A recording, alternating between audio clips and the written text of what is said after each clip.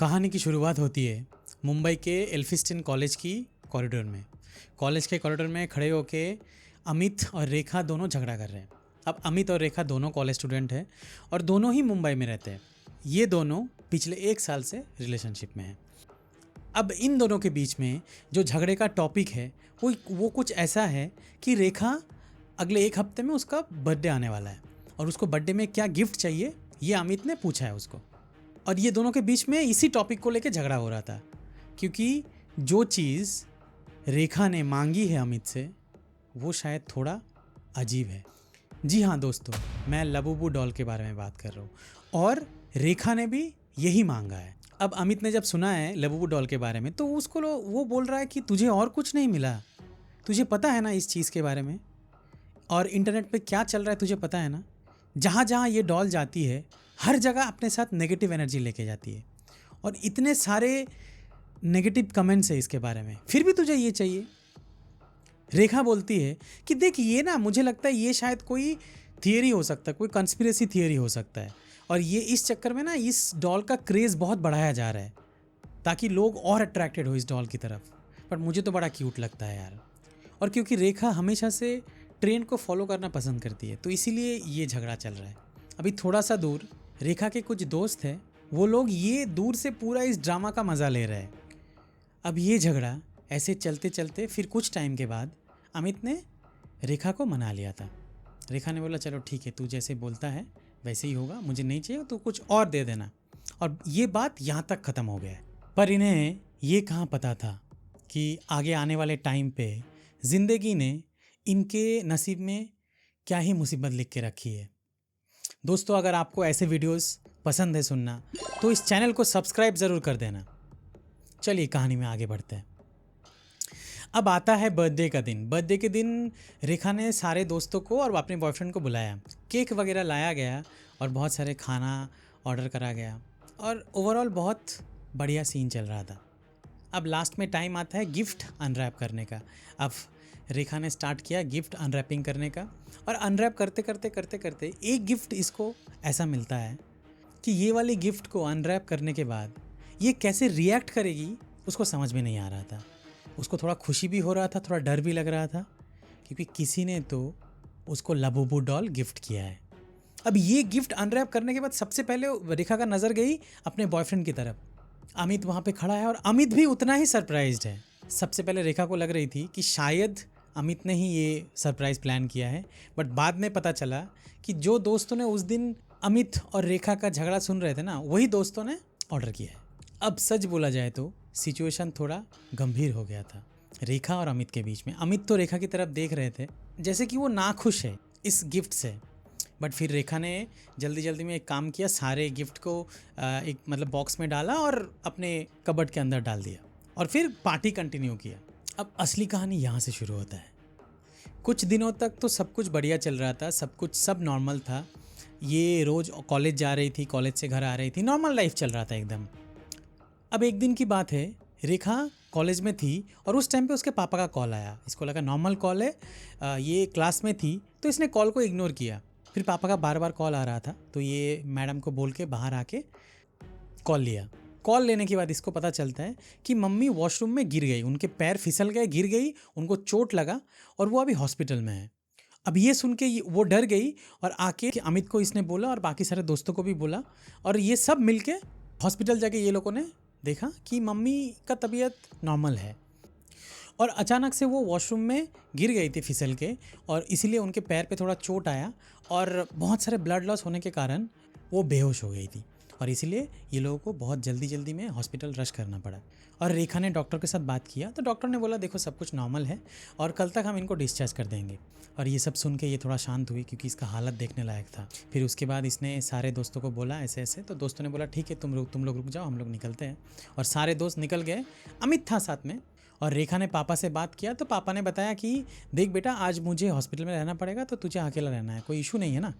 तो रेखा ने बोला ठीक है कोई इशू नहीं है। और उसके बाद रेखा आके अमित को बोलती है कि अमित तुम एक काम करो, तुम आज मेरे यहाँ पे रुक जाओ। और अमित ने बोला ठीक है कोई बात नहीं।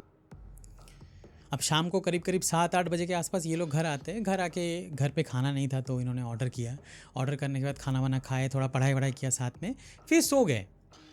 क्योंकि ऑलरेडी आज का दिन बहुत हेक्टिक था, कॉलेज से हॉस्पिटल जाना, हॉस्पिटल से यहाँ आना, इसीलिए ये लोग थके हुए थे बहुत ज़्यादा, तो नींद लगने में ज़्यादा टाइम नहीं लगा। रात के 2 बज रहे थे। इस टाइम पे एक अजीब सी आवाज़ से अमित का नींद खुल जाता है। अमित उठ के देखता है कि ये आवाज़ कहीं और से नहीं आ रहा है, ये आवाज़ रेखा ही कर रही है। अब इसको थोड़ा रेखा को देख के थोड़ा डर लगा, क्योंकि रेखा ना सोई हुई थी और नींद में ही ये आवाज़ कर रही थी। तो इसने 2-3 बार ऐसे उसको हिलाया, हिला के बोला क्या हो गया, क्या हो गया। फिर अचानक से रेखा की आंखें खुल जाती है और रेखा धड़फड़ करके एकदम बेड पे चढ़ के बैठ के बोलता है, यार मम्मी को कॉल लगाओ, मम्मी को कॉल लगाओ। इसने बोला क्यों, क्या हो गया। बोला अभी अभी मैंने ऐसे सपना देखा है कि कोई तो मम्मी का गला दबा के मम्मी को मारने की कोशिश कर रहा है, और वो और कोई नहीं है, मेरा लबोबो डॉल ही है। मुझे अभी अभी ये सपना आया। और ये बात सुन के थोड़ा थोड़ा डर अमित को भी लगा। अब अमित ने बोला देख, सपना था, बुरा सपना था, तू एक काम कर, चाहिए तो तू अंकल को कॉल कर ले, और नहीं तो कल सुबह हम फिर से विज़िट करने जाएंगे ना। तू एक काम कर, तू थोड़ा सा वॉशरूम जाके फ्रेश होके आके फिर सो जाते हैं। अब ये वॉशरूम चली गई। वॉशरूम जाने के बाद शायद 1 या 2 मिनट ही हुआ था, अचानक से रेखा की चीखने की आवाज़ आती है, और अमित जैसे था जहाँ था बेड से उठ के वो एक जंप मार के एकदम जाके देखने गया कि क्या हुआ क्या हुआ। और अमित ने जाके देखा कि वॉशरूम के फ्लोर में एकदम खून खून होके रखा है। किसका खून है लेकिन ये। और उसके बाद उसने थोड़ा चेक किया तो उसने पाया कि रेखा के पैर पे किसी के नोचने का निशान है, और वहाँ से ही खून आ रहे थे। इसने जल्दी जल्दी में जाके रेखा के रूम से फर्स्ट एड बॉक्स लेके आया। उसने थोड़ा थोड़ा कॉटन से उसको साफ़ किया और उसके बाद उसके ऊपर बैंडेड लगा दिया। बट इन दोनों को ये नहीं समझ में आ रहा था कि ये अचानक से ऐसे नोचने का निशान कैसे आ सकता है, क्योंकि जब ये दोनों साथ में घर आए थे तब तो सब कुछ नॉर्मल था। और इसी टाइम पे अमित को थोड़ा शक होता है कि शायद ये चीज़ ऐसे हो सकता है कि ये सब चीज़ उनके घर पे लबूबू डॉल के प्रेजेंस की वजह से हो रहा है, क्योंकि इसने बहुत सारी ऐसे कहानियाँ, बहुत सारे ऐसे ब्लॉग्स पढ़े थे लबूबू डॉल के बारे में। और उसने उसी टाइम पे पूछा कि ये सब करा धरा लबूबू डॉल का तो नहीं है ना। और उस टाइम पे रेखा ने एक बात बताई, देख तू मेरे को डांटेगा इसलिए मैंने तुझे नहीं बताया था, बट ये जब से मेरा बर्थडे गया है ना, तब से रोज़ शाम को मैं घर आता हूँ, मैं देखता हूँ लबूबू डॉल मेरे बेड के ऊपर पड़ा हुआ है। सुबह जब मैं कॉलेज के लिए निकलती हूँ तब मैं थोड़ा हड़बड़ी में रहती हूँ, तो इसीलिए मेरा जो सामान वगैरह रहता है, मेरा जो कपड़े वगैरह रहता है, वो मैं बेड के ऊपर ऐसे रख के जाती हूँ। बट रोज़ आके मैं देखता हूँ कपड़े के ऊपर एक साइड में लबूबू डॉल पे गिरा हुआ है। अब ये बात मुझे अनयूजुअल लग ही रहा था। शायद मैं ऐसे सोच रही थी कि शायद मेरा ही गलती है, मैं ही जल्दी जल्दी में ये सब सामान उधर से यहाँ पे रख के कौन सा कपड़ा पहनना है मुझे, कौन सा क्या करना है, ये चक्कर में मेरे को जल्दबाजी होता था, इसीलिए शायद हो सकता है शायद मैं खुद ही रख के जाती थी, और ये मुझे उतना अनयूजुअल नहीं लगा। बट अभी मुझे रियलाइज़ हो रहा है ये चीज़ कि शायद सच में ये डॉल डेमोनिक है शायद। फिर अमित ने ये सारी बातें सुन के, अमित को बहुत मन कर रहा था कि उसको थोड़ा डांटे, बट सिचुएशन के हिसाब से उसने रिएक्ट किया। उसने बोला ठीक है चल, जो भी हुआ है जैसे भी है, तो मुझे बस ये बता कि वो डॉल कहाँ है। और अमित ने क्या किया, अमित ने जाके कबर्ड से डॉल निकाला, और जब उसने डॉल निकाला तो उसने एक चीज़ चेक किया कि वो डॉल का जो स्माइल है ना, वो स्माइल यहाँ तक था, मतलब अपने अपने आँख तक ऐसे बड़ा हो गया। तो इतना वियर्ड लग रहा था कि वो देख के इसकी रूह काँप उठी। और इसके साथ साथ उसने एक चीज़ और नोटिस किया कि लबूबू डॉल जो पूरा वाइट कलर का था, उसके उंगली में खून का निशान।